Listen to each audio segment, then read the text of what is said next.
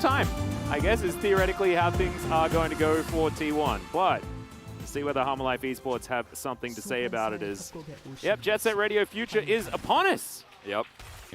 And ooh, counter gank timing pretty nice here from Ono, but Faker might have been baited in, has to flash to get himself out of the way. The Death Ray just barely not getting there, and now OnFleek's the one in trouble. The flash forward from Ono, he's committing to this one, as Faker may have overextended. Karis gets the first blood, and now Ono is looking to try and make the trade better here for T1.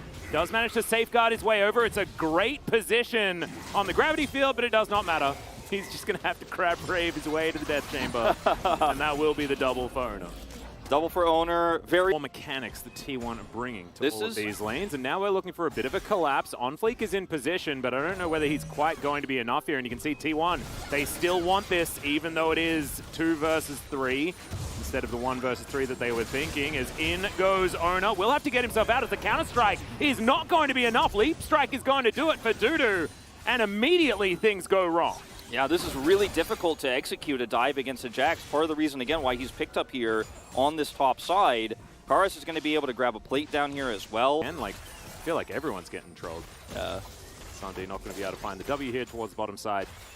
But him and Vista having a pretty good time. And as far as how this game is sitting right now, 2-2, very even on gold, is now Dudu. Counter-Strike going to get the stun. But Zeus throwing out the needlework. This is looking like a solo kill in the making. As Dudu, can he actually get out of the way? While we bottom lane, I guess there's a gank happening as Sundi immediately is going to ult. OnFleek picks up the kill. Nice W from Sundi as well to try and get a bit of extra damage. Shield comes out, flash forward from Sundi, but he's not able to finish off the kill on the Lee Sin. And somehow, the Jax survived. Jax survives up there on the top side. His flash is just now coming up early and then helps his laners succeed rather than being to carry himself later on. Because they're going to make that run more play. Yeah, I've seen this one before. This time, the needles are going to connect. Faker flashing forward. They're looking to really punish this guy as the... Okay, yeah, we're not going to quite find that cue from Ona, but he is able to at least help it every single time, and it kind of bothers me just a little bit. I'm not a TFT guy. Yeah, no, it's probably a good thing. But yeah, I remember that build was actually pretty nutty. Anyway, back to the correct video game here is T1 actually starting to get aggressive. There's the flash forward from Faker. Samdi's going to actually get kicked back this time. Immediately gets traded for Faker's life. Is now OnFleek trying to get out of there. Owner says no, but just barely enough with the needlework is going to lock down OnFleek.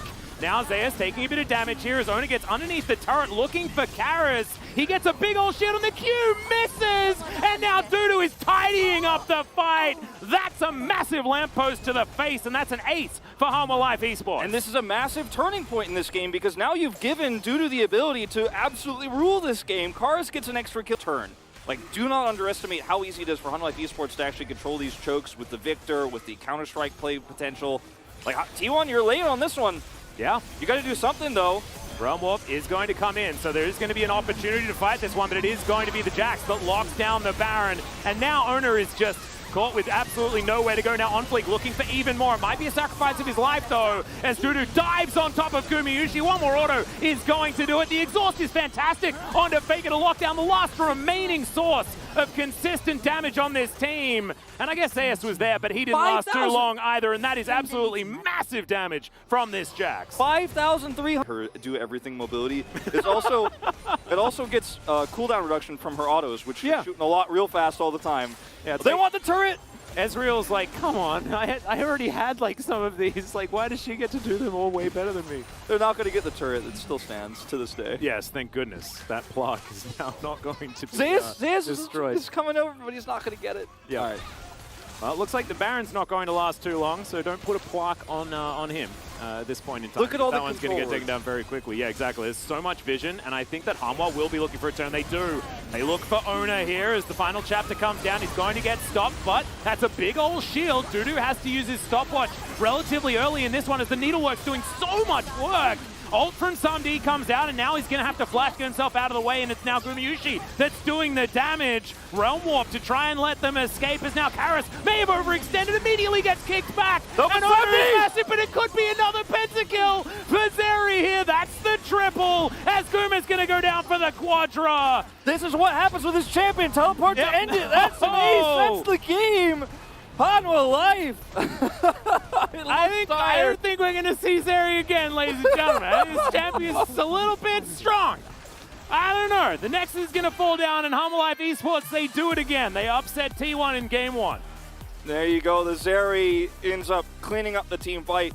You got a Yuumi on top of that champion. The movement speed she gets, everything that she has, her ult, she maintains it.